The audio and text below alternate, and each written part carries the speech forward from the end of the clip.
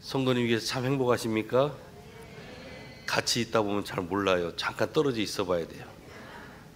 한 5일 동안 떨어져 있어 봤더니 성도님들이 왜 이렇게 보고 싶은지 견딜 수가 없었습니다. 여러분 월요일부터 금요일까지 잠깐 또 휴식의 시간을 가졌습니다. 보고 싶었습니다. 성도님들과 함께 또 예배한 이 시간이 그리웠습니다. 오늘 또 함께 예배할 수 있어서 얼마나 감사한지요. 우리가 한 주간 이렇게 뉴스를 들어봤더니요, 하루도 평안한 그런 날이 없었어요. 사건 사고가 있었어요. 제가 이제 수도권에 좀 며칠 있었는데 또 화재가 나서 여러 명이 사망하게 되고 또 부상당하고 참 끔찍한 일들이 있었습니다. 또 세계 열방에서 들려지는 또 소식을 들어보니까 편안한 날이 없었음을 보게 됩니다. 여러분, 이럴 때 우리가 원하는 것이 있죠. 뭔가 좀 완전한 지대, 어떻게 보면 요새, 우리의 피난처, 안식처 이런 것들을 생각하게 되는데, 여러분 여러 나라들이 나름대로 어떤 그 방공훈련, 뭐 우리 한국은 지난 8월 22일 날에도 지난주죠, 민방위 훈련을 했습니다. 나름대로 재난이라든지 또한 적의 침공이 있게 될 때 민방위 사태가 발생해서 좀 효율적으로 국민들이 대처하고 또 주민의 생명과 재난을 보호받을 수 있도록 나름대로 어떤 훈련하는 그러한 시간들을 갖곤 하죠. 여러분, 여러분들에게 있어서 가장 안전한 피난처가 어디라고 생각하십니까? 요즘 이제 그 해외 보니까요, 그 광고 중에 하나가 지진이 일어났을 때 그 본인이 살고 있는 그 침대에서부터 시작해서 뚝뚝 떨어져 가지고 며칠 동안 머무를 수 있는 그러한 어떤 그 구조로 된 그 1인용 어떤 캡슐 같은 것들이 선전되고 있는 것을 보았습니다. 본인은 생각할 때 야, 이것이 가장 안전한 대피처이고 나에게 있어서 피난처다라고 생각하고 또 그 물건을 사는 분들도 있는 것 같습니다. 옛날에는 아무래도 요새 또 어떻게 보면 또 성체라고 하죠. 성으로 된 그러한 어떤 그 지역, 우리 한국에도 보면은 뭐 저기 성남에 가면 남한산성 같은 데가 있을 거고 또 중국에도 보면 뭐 만리장성 같은 이러한 이 성들이 나름대로 안전한 어떤 성으로서의 어떤 모습을 갖추면서 이곳이 나에 있어서 가장 안전한 피난처다라고 생각하게 될 것입니다. 여러분, 우리 찬송가 가사에 이러한 구절 들어보셨어요? 내 주는 강한 성이요, 내 주니 강한 성이다라는 그러한 구절이 있습니다. 여러분, 그렇습니다. 이 세상에 많은 사람들이 나름대로 가장 안전한 피난처를 찾고 요새를 찾고 또 안전지대를 찾지만은 이 세상에는 완전지대라고 하는 것이 없다라고 하는 거예요. 우리에게 있어서 진정 완전한 그러한 요새, 완전한 피난처가 있다면 결론적으로 여러분 주님 품인 줄로 믿습니다. 여러분, 오늘 본문 시편 142편은 이 다윗이 아둘람 동굴로 피해 있었을 때 쓴 시예요. 시편 150편 중에서 시 53편과 시 142편은 사울 왕에게 쫓겨난 이 다윗 왕이 이제 이 굴에서 피신해 있으면서 하나님 앞에 올려드리는 그 시가 바로 시 53편과 시 142편 두 가지가 있습니다. 특별히 오늘 본문은 사울 왕에게 쫓겨, 여러분 굴이라고 하는 것은 성경에서 굴로 표현되는 곳은 짐승들이 사는 곳이에요. 그러니까 사람들이 살기에는 적절하지 않는 곳이고 짐승들이 피하여서 사는 곳이 동굴이에요. 그런데 지금 다윗은 짐승같이 굴로 도망쳐야만 했던 거예요. 그리고 그곳에서 하나님께 드리는 기도가 오늘 시 142편 1절로 7절의 말씀입니다. 여러분, 당시 이 다윗은 어떤 사람이었습니까? 골리앗을 무너뜨렸던 그런 대단한 그런 인물이었어요. 어린 그 목동 다윗이 골리앗을 무너뜨렸더니 얼마나 대단한 당시 이스라엘의 영웅이었습니까? 그런데 지금 자신의 신세라고 하는 것은 이제 겨우 동물들이, 짐승들이 피하는 그런 동굴로 피신하는 상태가 되고 말았다고 하는 것입니다. 그 굴 속에서 다윗의 이 심정이라고 하는 것이 어떠했겠습니까? 그는 분명 억울했을 거예요. 그곳에서 그는 정말 두려움과 절망 가운데 있었을 거예요. 인생의 벼랑 끝에 있는 그러한 심정으로 그가 지금 동굴 생활을 하고 있는 것입니다. 그런데 다윗은 오늘 본문에서 그의 심정을 어떻게 표현하는가 하니 3절에 보았더니 내 영이 연약할 때에, 내 영혼이 연약할 때라고 이렇게 고백하고 있어요. 여러분, 영혼이 약해졌다라는 말, 내 영이 약해졌다라고 하는 것은 지금 그에게는 기쁨이 사라져버렸어요. 감사함도 담대함도 확신도 다 사라져버린 그 상태예요. 지금 다윗은 하나님은 살아계시고 자신을 떠나지 않는다는 그 사실만큼은 분명히 알았던 것 같아요. 그래서 그는 지금 이 동굴 속에서 하나님을 향해서 절박한 심정으로 간절한 마음으로 기도하고 있는 거예요. 주님, 내 영혼이 연약할 때 주님께서는 내 갈 길을 아시지 않습니까? 사람들은 나를 잡으려고 나의 가는 길에 덫을 놓았습니다 라고 이렇게 하나님 앞에 절박한 마음으로 기도하고 있어요.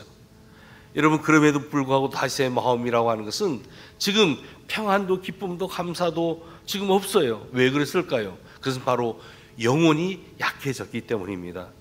여러분, 우리가 누군가에게 쫓긴다든지 나의 삶의 어떤 그 절박한 상황이 될 때 내 영혼이 약해질 때가 있어요. 그럴 때는 기쁨도 감사도 찬송도 다 사라져 버려요. 그럴 때 우리가 할 수 있는 것이 뭐냐면 하나님 앞에 기도하는 거예요. 주님, 나의 영혼이 지금 감옥에 갇혀 있습니다. 내 영혼이 지금 눌려 있습니다. 주님, 자유함을 주옵소서. 내 영혼이 정말 주님이 주시는 그 평안과 기쁨을 내가 회복할 수 있도록 인도해 달라고 기도해야 되는 거예요. 지금 다윗은 충분히 하나님께서 나와 함께 하심을 알고는 있었어요. 하지만 지금 자신의 영혼이 이렇게 감옥에 갇혀 있는 것처럼 느껴지는 것은 이것은 정말 잘못되어 가고 있다는 그 영적인 상태를 알고 있었던 거예요. 주위에 그를 도울 자가 한 사람도 없어요. 주위에 그를 위로할 자가 한 사람도 없어요. 그래서 4절 말씀해 보았더니 아무리 주변을 둘러보아도 나를 도울 사람도 없고 내가 피할 곳도 없고 나를 지켜줄 사람도 없노라 이렇게 고백하고 있어요. 여러분, 이럴 때가 있었죠. 가족이나 친척이 분명히 우리에게 있어요. 나에게 친한 친구도 있어요. 그런데 나를 도울 사람이 없는 거예요. 내가 누군가에게 피할 곳도 기댈 곳도 없는 거예요. 지켜줄 사람이 없는 거예요. 지금 사도 바울은 지금 다윗은 이러한 것을 경험하고 있는 거예요. 다윗은 스스로 그들을 피해야만 했던 거. 왜 피해야만 했는 거 하니 만약에 자신들의 가족, 일가, 친척, 동료들이 자신들과 함께 있다라는 소식을 만약에 사울 왕이 그것을 들었다면 그들을 죽였기 때문에 그들과 지금 함께 할 수 없는 그러한 상황이었던 것입니다. 지금 그는 오직 주님만 바라볼 수밖에 없는 상황이었다라고 하는 것입니다. 여러분, 오늘 5절에 보십시오. 주님, 내가 주님께 부르짖습니다. 주님은 나의 피난처. 사랑하는 사람 사는 세상에서 내가 받은 분깃은 주님뿐입니다 라고 고백하는 거예요. 주님을 뭐라고 고백하고 있습니까? 주님은 나의 피난처이다. 나의 분깃은 오직 주님 한 분뿐밖에 안 계십니다라고 그가 고백하고 있어요. 계속해서 6절 말씀에도 보면 나는 너무 비참하게 되었습니다. 내가 이렇게 부르시니 내게 귀를 기울여 주십시오. 나를 핍박하는 자들에게서 나를 건져 주십시오. 그들이 나보다 강하니이다 라고 지금 하나님 앞에 기도하고 있어요. 여러분, 우리가 이 기도를 보면서 다시 얼마나 절박한 상황 가운데 있는가, 참 불쌍해 보이고 비참해 보이는 것을 우리가 알 수 있어요. 여러분, 주님만 바라볼 수밖에 없는 처지가 되었을 때 우리가 절망하지 말아야 될 이유가 바로 여기에 있는 거예요. 하나님의 사람들이 반드시 거쳐가야 할 과정이 바로 이것이라고 하는 거예요. 주변의 사람들이 다 떠나버렸어요. 주변에 어떠한 것도 의지할 대상이 없어요. 내 입술을 통해서 하나님 앞에 고백할 수 있는 것 딱 하나예요. 주님만이 진정 나의 피난처시고 주님만이 나의 진정한 분깃입니다라는 그 고백. 하나님의 사람들은 언젠가는 반드시 이 고백을 거쳐가야 되는 거예요. 하나님께서 우리를 인도해 나가시고 하나님께서 우리를 빚어지는 과정 속에서 이러한 때 이런 환경을 우리는 통과만 해야 된다라고 하는 것입니다. 오히려 이런 처지에서 다윗이 어떻게 기도했는지를 우리는 본문을 통해서 배워야 됩니다. 다윗은 어떻게 기도하고 있어요? 자신의 영혼이 지금 감옥에서 벗어나게 해달라고 기도하고 있어요. 여러분, 지금 이러한 시간을 보내고 있는 성도님들 계십니까? 오늘 보면 7절에 보았더니 내 영혼을 감옥에서 끌어내 주셔서 주님의 이름을 찬양하게 해달라고 다윗은 지금 기도하고 있어요. 여러분, 시편 53편은 또 동일하게 아둘람 동교로에서 썼던 그런 시편이었죠. 우리가 시편 한번 53편을 찾아보기를 원합니다. 시편 53편입니다.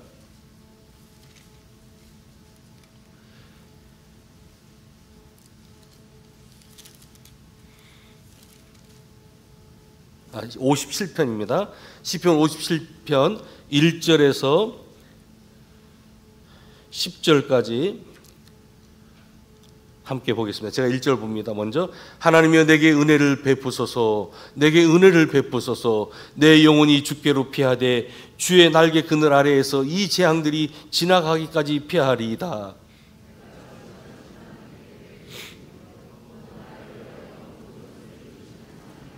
그가 하늘에서 보내서 나를 삼키려는 자의 비방에서 나를 구원하실지라.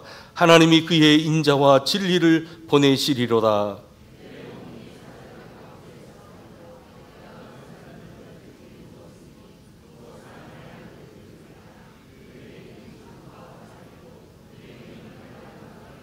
하나님이여 주는 하늘 위에 높이 들리시며 주의 영광이 온 세계 위에 높아지기를 원하나이다.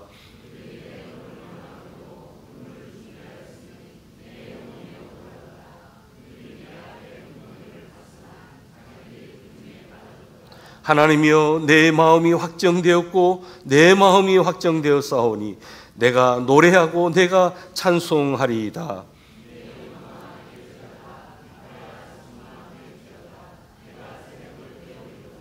주여 내가 만민 중에서 주께 감사하오며 문나라 중에서 주를 찬송하리이다.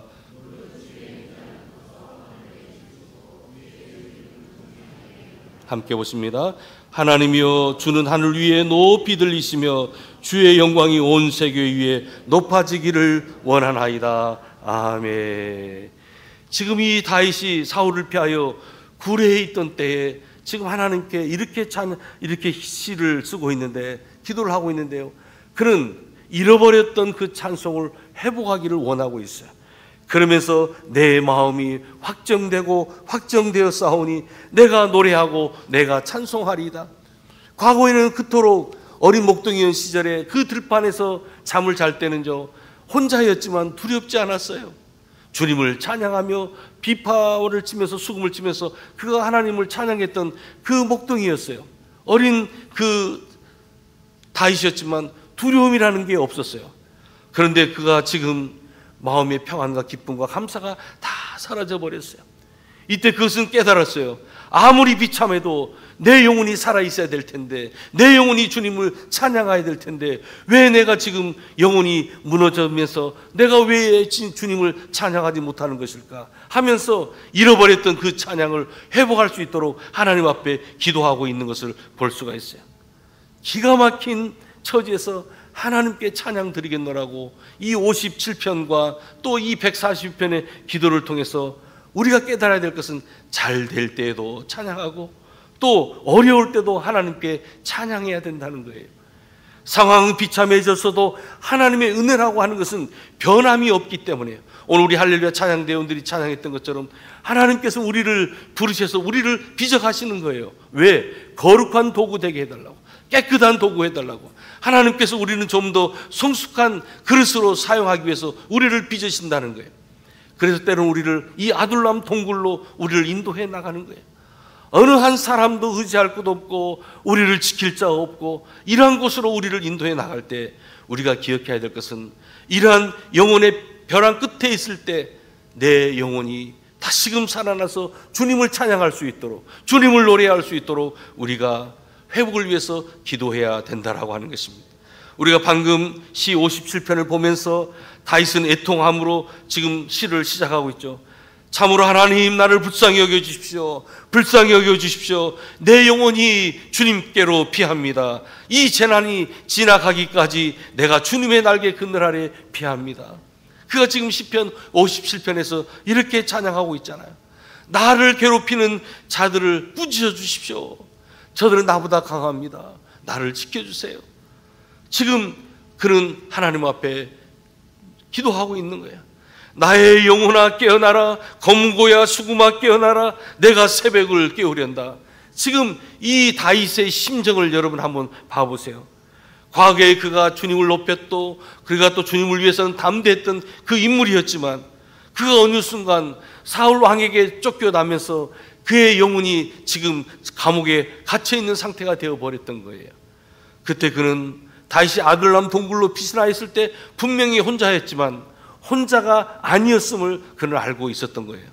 그래서 그는 하나님 앞에 다시 한번 기도하게 되었을 때 아주 놀라운, 정말 놀라운 예언을 하는 것을 볼 수가 있어요. 그 예언이 무엇입니까? 여러분, 오늘 시편 142편의 마지막 절을 한번 우리가 함께 읽어보기를 원합니다. 마지막 절입니다. 시작. 내 영혼을 옥에서 이끌어내사 주의 이름을 감사하게 하소서.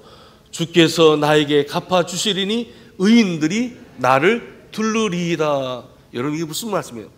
지금 아둘람 동굴에는 그가 의지할 사람이 한 사람도 없어요. 그와 뜻을 함께 할 사람이 한 사람도 없어요.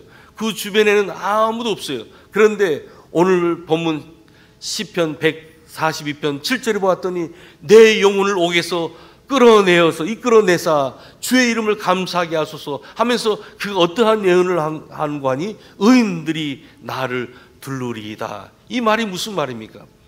여러분, 사무엘상 22장 1절로 2절에 보면요, 다윗이 그곳을 떠나 아둘람 굴로 도망하며 그의 형제와 또한 아버지의 온 집이 듣고 그리로 내려가서 그에게 이르렀고 환난 당한 모든 자와 빚진 모든 자와 마음이 온통한 자가 다 그에게로 모였다라고 그런 성경에 지금 기록되어 있어요. 다 다시금 다윗에게로 모였다라고 하는 거예요. 여러분, 지금은 아둘람 동굴에서 정말 너무나 힘든 시간을 보내고 있지만 하나님께서 이 시간들을 통해서 사람을 붙여주시는데 그와 함께한 자가 사무엘상 22장 1절로 2절에 보았더니 그와 함께한 자가 약 400명 가량이었더라. 환난 당한 모든 자가, 빚진 모든 자들이, 마음이 온통한 자들이, 그들이 우두머리가 되어서 다 누구에게로 갔다는 거예요? 다윗에게로 왔다는 거예요. 여러분, 이것이 무엇입니까? 장차 하나님께서는 다윗 왕국을 세우는데 바로 이 400명, 무려 숫자 400명이라는 사람들을 그에게 보내주었다는 거예요. 결국은 이 고통의 때 하나님께서는 원대한 계획이 있었던 거예요. 다시금 다윗에게 나라를 세워주게 하시기 위해서 정말 그 나라를 세우는데 기둥 같은 인물들로 400명가량을 보내주셨다라고 하는 거예요. 여러분, 그들이 시험을 보면서 뽑혀난 인물들입니까? 아니요.